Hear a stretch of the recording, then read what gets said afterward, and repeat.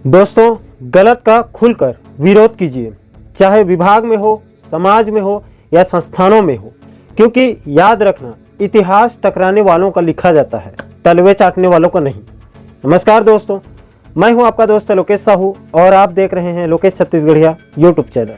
दोस्तों, जैसे कि आप सभी साथियों को पता है कि हमारे प्रदेश के 1,09,000 से ज़्यादा सहायक शिक्षक साथी अपनी एक सूत्रीय मांग वेतन विसंगति को लेकर बीते 11 दिसंबर से रायपुर स्थित बूढ़ा तालाब धरना स्थल पर छत्तीसगढ़ सहायक शिक्षक फेडरेशन के नेतृत्व में अपनी हक की लड़ाई लड़ रहे हैं और जिनके आंदोलन का आज 15वां दिन है।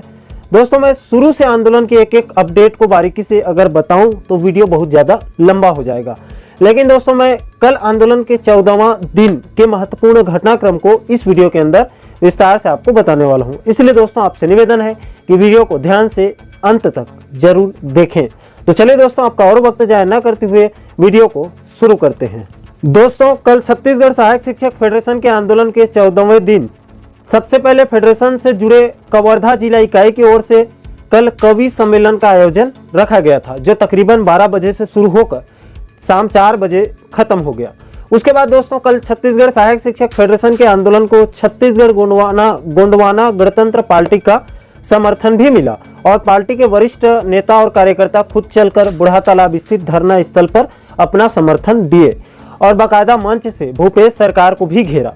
दोस्तों, कल के आंदोलन से एक 25 सेकंड का मैं आपको एक वीडियो दिखाना चाहता हूं, पहले आप उसे ध्यान से देखिए। समय है छत्तीसगढ़ की महामहिम राज्यपाल महोदय जी से मुलाकात करने का।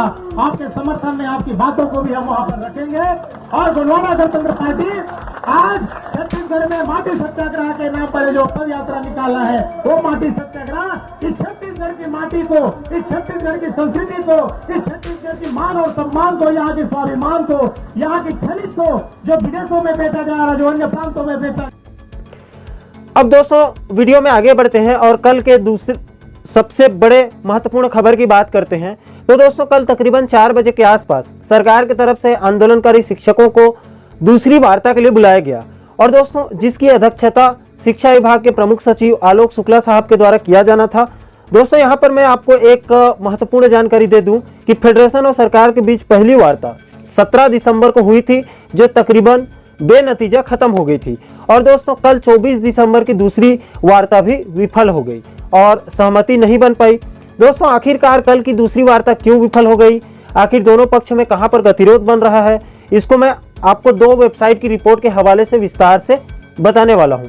दोस्तों आप सबसे पहले एनपीजी की हेडलाइंस को देखिए। इसमें लिखा है कि दोस्तों एनपीजी ने अपने हेडलाइंस में लिखा है कि शिक्षा विभाग के प्रमुख सचिव ने हड़ताली शिक्षकों से की अपील, हड़ताल खत्म कर स्कूल लौटें। इसमें आगे कहा गया है विस्तार से, स्कूल शिक्षा विभाग के प्रमुख सचिव आलोक शुक्ला ने हड़ताली सहायक शिक्षकों से अपील की है कि वे हड़ताल खत्म कर स्कूल लौटें। छत्तीसगढ़ के सबसे तेज और विश्वसनीय न्यूज वेबसाइट एनपीजी न्यूज से बात करते हुए उन्होंने कहा कि कोविड से बच्चों का काफ़ी नुकसान हो चुका है, सहायक शिक्षक हड़ताल समाप्त करें, सरकार उनकी मांगों पर सहानुभूतिपूर्वक विचार कर रही है।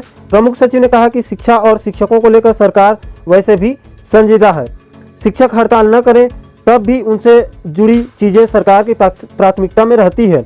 उन्होंने बताया पिछले कैबिनेट में सरकार ने खुद पहल करते हुए सहायक शिक्षक से शिक्षक प्रमोशन के लिए 5 वर्ष की सीमा को घटाकर 3 वर्ष कर दिया है।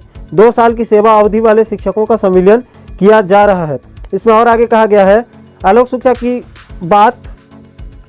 की बात कुछ मायनों में सही भी है। एक शिक्षक नेता ने माना कि भूपेश बघेल सरकार बनने के बाद 8 वर्ष की सेवा पूर्ण किए शिक्षा कर्मियों का संविलियन का जो प्रावधान था उसके तहत 30,000 शिक्षा कर्मियों का संविलियन किया गया। साथ ही पहले ही बजट में जो पिछली सरकार में संविलियन किया गया था उन शिक्षा कर्मियों के लिए भी बजट का प्रावधान किया गया। पिछली सरकार ने संविलियन तो किया था किंतु बजट में राशि का प्रावधान नहीं किया था। इसकी घोषणा पहले बजट में हुई। फिर मार्च 2020 में विधानसभा में मुख्यमंत्री भूपेश बघेल ने 2 वर्ष की सेवा अवधि पूर्ण कर चुके शिक्षा कर्मियों के संविलियन की घोषणा की, जिसका क्रियान्वयन 1 नवंबर 2020 को किया गया, जिसमें सीधे तौर पर 16,278 शिक्षा कर्मियों को लाभ हुआ। यही नहीं, 2019 और 20 में जुलाई में 8 वर्ष की सेवा अवधि पूर्ण कर चुके 30,000 शिक्षा कर्मियों का भी संविलियन कांग्रेस ने किया। इसमें और आगे एक और बात कही गई है कि भाजपा सरकार द्वारा शिक्षा कर्मियों का संविलियन करते समय जो प्रावधान बनाए गए थे उनके तहत शिक्षा विभाग में 5 वर्ष की सेवा पूर्ण कर चुके शिक्षा कर्मियों को ही पदोन्नति की प्रावधान थी। कांग्रेस सरकार द्वारा अंतिम कैबिनेट बैठक में इस पर निर्णय लेते हुए शिक्षक, व्याख्याता और प्राथमिक स्कूल प्रधान पाठक पद पर पदोन्नति के लिए 5 वर्ष की अनिवार्य सेवा को घटाकर 3 वर्ष की अवधि अनिवार्य सेवा कर दिया गया, जिससे 1 जुलाई 2018 शिक्षक संवर्ग पदोन्नति के लिए पात्र हो गए। हालांकि शिक्षक नेता इस मांग को जायज ठहरा रहे हैं कि सहायक शिक्षकों के साथ नाइंसाफी हुई है।